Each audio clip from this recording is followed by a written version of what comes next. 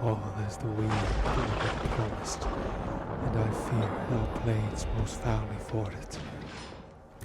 Yet it was said it should not stand in thy posterity, but that myself should be the root and father of many kings. If there come truth from them, as upon thee, Macbeth, there speeches shine. Why, by the verities on thee made good, may they not be my oracles as well, and set me up in hope. But hush, no more. Here's our chief guest. If he had been forgotten, it had been as a gap in our great feast, and all thing unbecoming. Tonight we hold thy solemn supper, sir, and I'll request your presence. Let your highness command upon me, to the which my duties are with a most indissoluble tie forever knit. Aye, do you? Is that what you're doing? Aye, my good lord. We should have else desired your good advice, which still hath been both grave and prosperous in his day's counsel.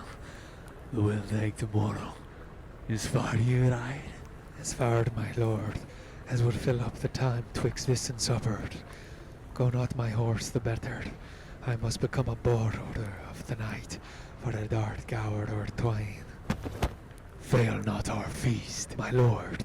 I will not. We hear our bloody cousins are bestowed in England and in Ireland, not confessing their cruel parasite, filling their ears with strange invention. But of that tomorrow. When therewithal we shall have cause of state, craving us jointly. I the horse, adieu, till you return at night. Those fly-ons with you? Aye, my good lord. Our time does call upon us. I wish your horse is swift and sure of foot, and so I do commend you to their backs. Farewell. Let every man be master of his time till 7 at night, to make society the sweeter welcome. We will keep ourselves till supper time alone. While then, God be with you!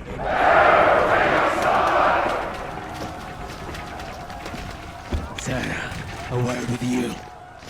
Attend those men our pleasure. They are, my lord, without the palace gate. Bring them before us. To be thus is nothing, but to be safely thus. Our fears and banquos dig deep, and in his royalty of nature reigns that which would be feared.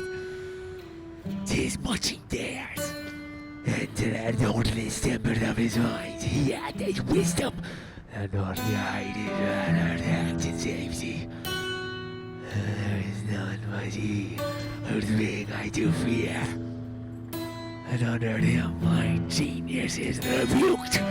As it is said, Mark Antony's was by Caesar.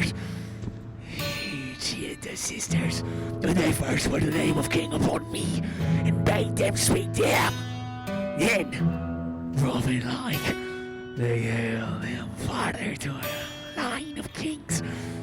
Upon my head they placed a fruitless crown, and put a barren scepter in my grip, hence to be wrenched with an unlineal hand. No son of mine succeeding, it would be so. For Banquo's issue have I filed my mind. For them, the gracious Duncan have I murdered, put anchors in the vessel of my peace, only for them and my eternal jewel given to the common enemy of man, to make them kings. The seed of Banquo, kings! Rather than so, go, fight to the list, and champion me to the utterance. Who's there? Now go to the door and stay there till we call. Was it not yesterday we spoke together? It was, so please, your highness. Well then now, have you considered of my speeches? Know that it was he, and the times past, which held you so under fortune, which you thought had been hardness itself. This I made good to you in our last conference, passed in probation with you. How you were born in hand, how cross the instruments, who wrought with them, and all things else that might have a soul to a notion glazed. Say, thus did Banquo. You made it known to us. I did so, and went further, which is now our point of second meeting. Do you find your patience so predominant in your nature that you can let this go? Are you so gospelled to play for this good man and for his issue, whose heavy hand hath bowed you to the grave and begged yours forever? We are men, my liege. Aye. In the catalogue you go for the men, as hounds and greyhounds, mongrel spaniels, girls, shows, rotterdogs, and demi-wolves are clapped all under the name of dogs. The valued vile distinguishes the swift, the slow, the subtle, the housekeeper, the hunter, every one according to the gift which bounteous nature hath in him closed, whereby he does receive particular addition from the bill that writes them all alike, and so of men. Now, if you have a station in the fire, know to the worst rank of manhood, say it, and I will put that business in your bosoms whose execution takes your enemy off, grapples you to the heart and love of us, who were our health but sickly in his life, which in his death were perfect. I am one, my liege, whom the vile blows and buffets of this world have so incensed that I am reckless what I do to spite the world. And I another, so weary with disasters, tugged with fortune, that I would set my life on any chance to make it hard to be laid on. Believe you no Banquo was our enemy? True, my lord. So is he mine, and in such bloody distance that every minute of his being thrust against my nearest of life. And though I could with bare-faced power sweep him from my sight and bid my will avouch it, yet I must not, for certain friends that are both his and mine, whose loves I may not drop, but wail his fall who I myself slug down.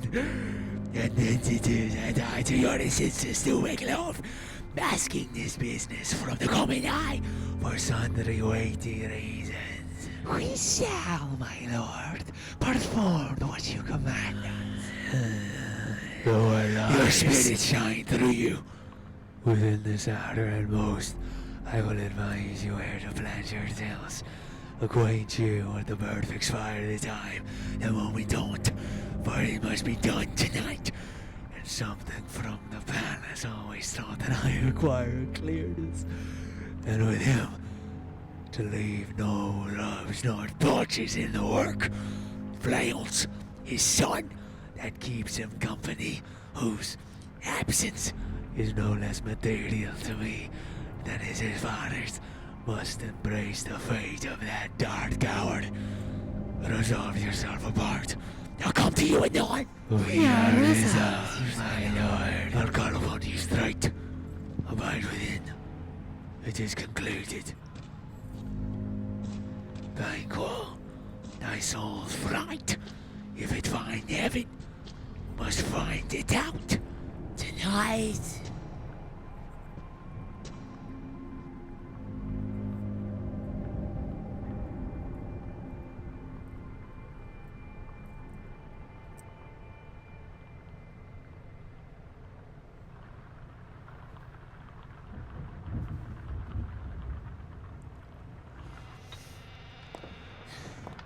Is Banquo gone from court?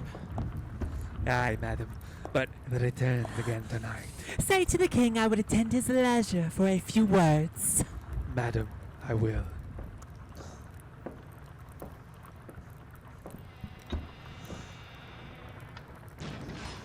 not sad, all spent. Where our desire is got without content, 'tis safer to be that which we destroy than by destruction dwell in doubtful joy. How now, my lord? Why do you keep alone? Of sorriest fancies your companions making, using those thoughts which should indeed have died, with them they think on. Things without all remedy should be without regard. What's done is done. We have scorched the snake, not killed it. She'll close and be herself, while our forebears rise in danger for former deed. But let the frame of things disjoined both the worlds suffer. Here we will meet our bale and fear in sleep, and the affliction of these terrible dreams shall shake us nightly. Better be with the dead, whom we to gain our peace have sent to peace, than on the torture of the mind to lie in ecstasy. Duncan is in his grave. After night's fitful fever he sleeps well. Treason has done his worst, nor steal nor poison that is domestic for the levy. Nothing can touch him further. Come on, gentle my lord. Sleek all your rugged looks. Be bright and jovial among your guests tonight. So shall I, love, and so I pray for you. Let your remembrance apply to Banquo. Present him evidence both with eye and tongue, unsafe the while, that we must have our honors in these flattering streams, and make our faces visitors to our hearts, disguising what they are. You must leave this! Oh, full of scorpions is my mind, dear wife. Thou knowest that Banquo and his clayons live. But in them nature's copies not to turn! There's comfort yet. They are assailable. Then be thou jocund. Here the bat hath flown his cloistered fright. Here to black Haggis summons the shard void beetle, with his drowsy hums and throng nice yawning peal. There shall be done a deed of dreadful note. What's to be done? Be innocent of the knowledge, dear Shilk, till thou applaud the deed. Come, stealing night, scarf of the tender eye of visible day, and with thy bloody and invisible hand, cancel and tear to pieces that great bond which keeps me pale. Night thickens, and the crow makes wing to rookie wood. Good things of day begin to droop and drowse, whilst night's black agents celebrate throughout. How marvelous are my words, but only still. Things bad begun make strong themselves by you. So pretty, always me.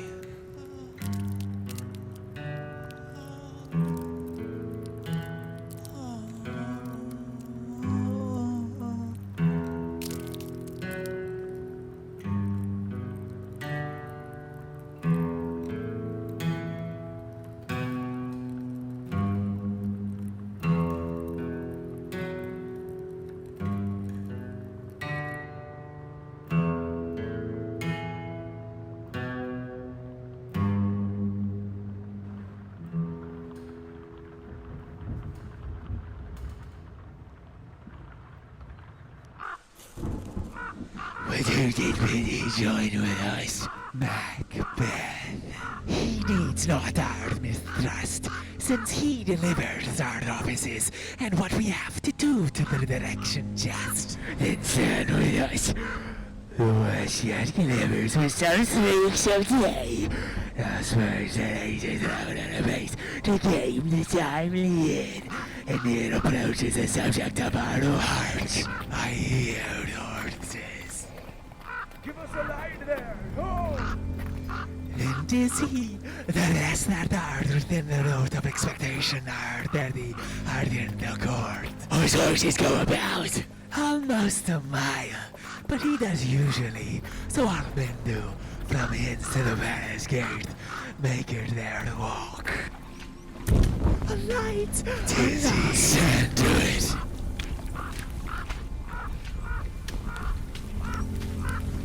It will be rain tonight. Let it come down! Treachery! Fly, good flyers, fly! Fly!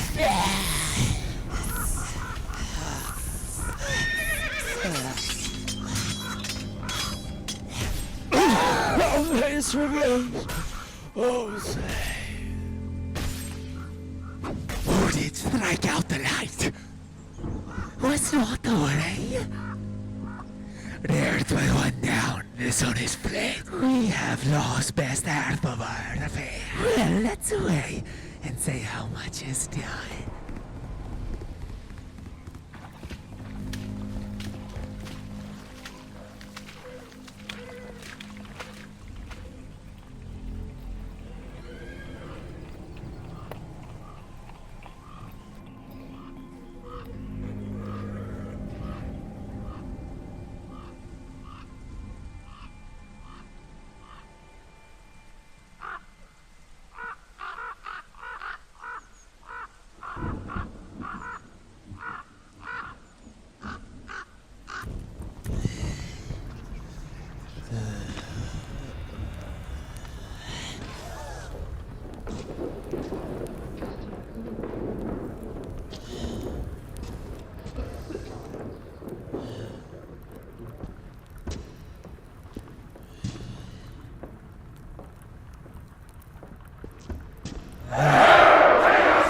You know your own degrees! Sit down! First and last, a hearty welcome!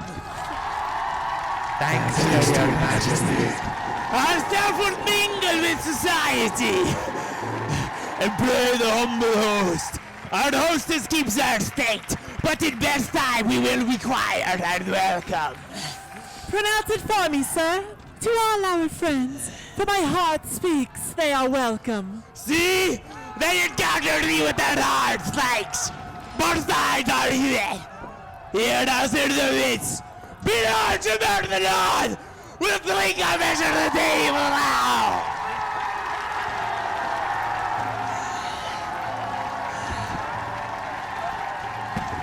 There's blood upon thy face. 'Twas Banquo's then. Didn't matter thee without the thee within. Is he dispatched? My lord, his throat is cut. That I did for him. Thou art the best of the cutthroats. Yet he's good that did the like for fly hunt. If thou didst sit down on the none but I. Most royal sir, Flyons escaped. Then comes my fit again.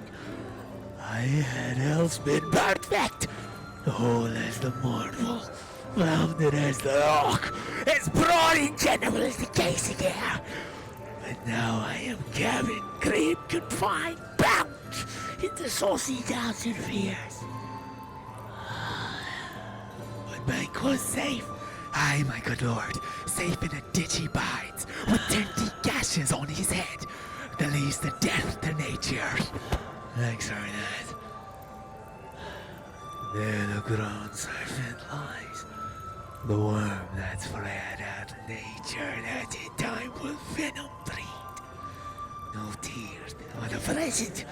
Get he gone. Tomorrow we'll hear ourselves again.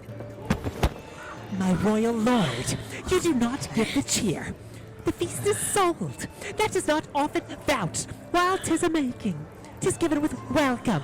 To feed we're best at home. From thence the sauce to meat is ceremony. Meeting were bare without it. Sweet remembrance, sir. Now good digest and wait on appetite. And they'll done both. Might please your highness sit. Here had we now our countries on our roof, where the grace person of our banquet present, who may I not a challenge for our kindness in pity for mischance. His absence, sir. lays blame upon his promise. Please, your highness, to grace us with your royal company. Your time is full. Here is the place reserved, sir. Where? Here, my good lord. What is that moves your highness? Which one of you have done this? What, my good lord? You can not say I did it! You think the glory looks at me! Gentlemen, rise! His highness is not well. Sit, worthy friends. My lord is often thus, and hath been from his youth. Pray you keep seat. The fit is momentary. Upon a thought, he will again be well. If you much note him, you shall offend him and extend his passion. Feed and regard him not. Are you a man? Aye. And the bold one that they look on now is trying to Oh, the devil! Oh, proper stuff! This is the very painting of your fear. This is the air-drawn dagger which you said led you to Duncan. Oh, these flaws and starts, imposters to true fear, would well become a woman's story at a winter's fire, authorized by her granddam. Shame itself. Why do you make such faces? When all's done, you look but on a stool. See there? Behold. Look! I see you! Why? What can I? The milk is known. Speak to. To all the houses in thy grace, for sin knows that we ready back. And monuments shall be the woes of Christ. What? Quite unmanned folly? Do I stand here? I saw him. Fie, for shame! Blood has been shed here now. In the olden time. Here you wait that you birds the gentle him. Aye. And since too, murder that been performed to death before the earth. The time has been that when the brains were out, the man would die. And there they end. But now they rise again. With 30 mortal murderers on their crowns and push us from our stools. This is more strange than such a murder is. My worthy lord! Your noble friends do lack you! I do forget. Do not reason me. My most worthy friends. I have a strange infirmity, which is nothing to those that know me. Come, let me help you all. Now sit down. Give me some wine, fistful. I drink to the general joy of the whole table, and to our dear friend Michael, whom we miss when he were here. To all of them, we thirst, and all to all! Our duties and the pledge.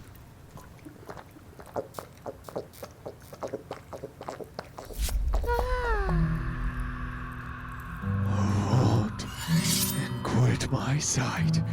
Let the earth hide thee. Thy bones are marrowless, thy blood is cold. Thou hast no speculation in those eyes which thou dost glare with. Think of this, good peers, but as a thing of custom, 'tis no other. Only it spoils the pleasure of the time. Was the man dead? I dared! A blue sound like the rugged Russian bear! The arms right off of us on iron can deny it! They getting shame with that! And my third nerves shall never tremble! But we arrive again, and dared we to the desert with thy sword! If trembling I and every dead, protest me, the baby of a girl, intolerable shadow under your mockery heads!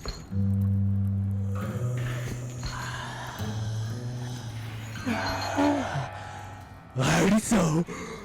Speak God, I am a man again. Please sit still! You have displaced the mirth, broke the good meeting with most admired disorder. Can such things be? And overcome us like a summer's cloud, without our special wonder. You make me strange. even to the disposition that I owe. But now I think you can behold such sights and keep the natural doing of your cheeks when mine is flanked with fear. What sights, my lord? I pray you speak not! He grows worse and worse! Question enrages him. At once, good night. Stand not upon the order of your going, but go at once! Good night, and better health attend his majesty. A kind good night to all!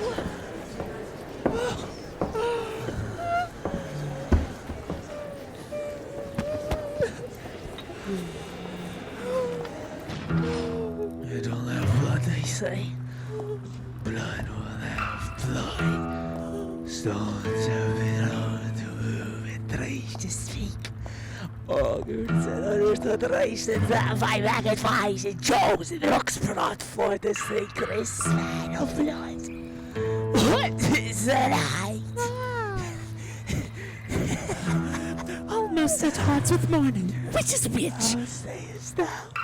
That Macbeth denies his person at our great bidding. Did you send him, sir? I heard it by the way, but I will send.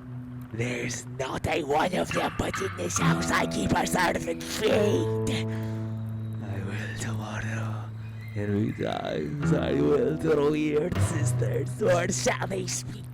For now I am bent to know where the worst means a horse. For mine own good I'll cause it shall give way. I am in blood stepped in so far that should I wait no more the turning word as tedious as gore.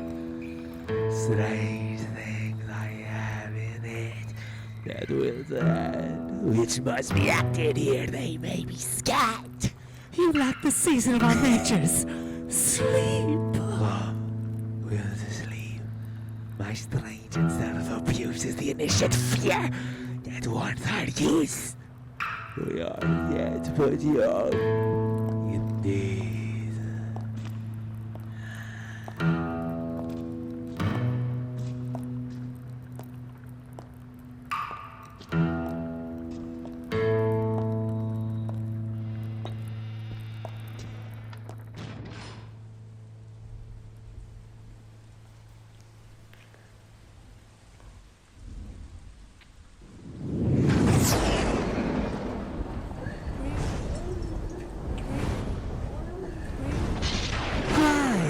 How now, Hickett? You look angry. Have I not reason? Bell them's as you are, saucy and overbold. How did you dare to trade and traffic with Macbeth in riddles and affairs of death? And I, the mistress of your charms, the close contriver of all harms, was never called to bear my part or show the glory of our art. And which is worse, all you have done hath been but for a wayward son, spiteful and wrathful, who as others do, loves for his own ends, not for you. But make amends now, get you gone, and add the bit of hasten on. Meet me in the morning, thither he will come to know his destiny. Your vessels and your spells provide, your charms and everything beside. I am for the air, this night I'll spend, unto a dismal and a fatal end. Great business must be wrought ere noon, upon the corner of the moon. Their ends of vaporous drought full found, I'll catch it ere it comes crowned, and that dispelled by magic sights shall raise the artificial sprites, and as the strength of their illusion shall draw him on to his confusion, he shall spurn fate, scorn death and bear his hopes buzz wisdom, grace and fear, and you all know security is mortal's chiefest enemy.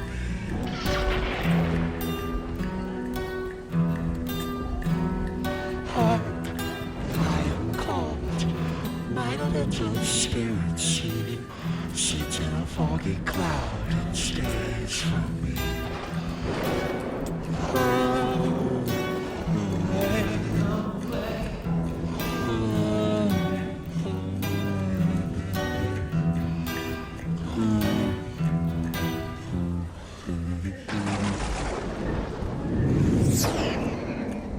Come, let's make haste. She'll be soon back again.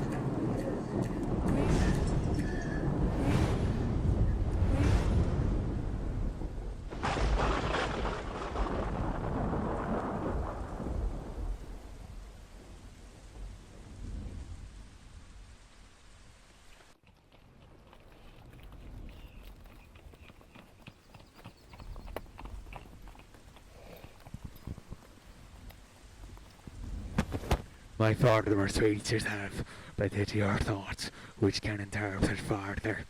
Only I say things have been strangely worded. The gracious Duncan was pitied of Macbeth. Matty, he was dead. And the right valiant Banquo walked too late, whom, you may say, if it please you, Freyons killed, for Freyons fled. Men must not walk too late. Who cannot want the thought how monstrous it was for Markham and for Donald Wayne to kill their gracious father? Cabinet fact! How it did grieve Macbeth.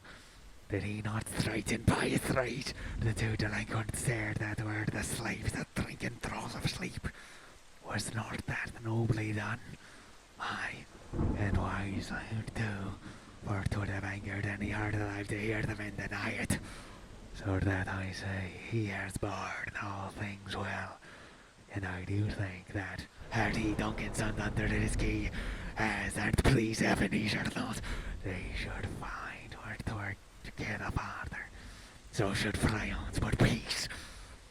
For from broad words and cause he fared his presence at the tyrant's feast, I hear that Macduff lives in disgrace.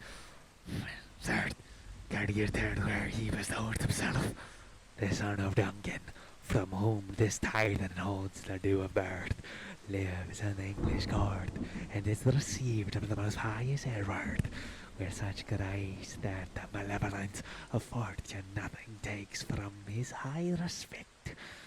Thither Macduff is gone to pray the holy king upon his aid to wake Northumberland and warlike Siward, that by the help of these, with him above to ratify the work, we may again give that our tables meat, sleep that our nights, free from our feasts and banquets bloody knives, do faithful homage and receive free honours, on which we pine for now. It is the Lord hath so exasperate the king, that he prepares for some attempt of war. Certainly to Macduff, he did.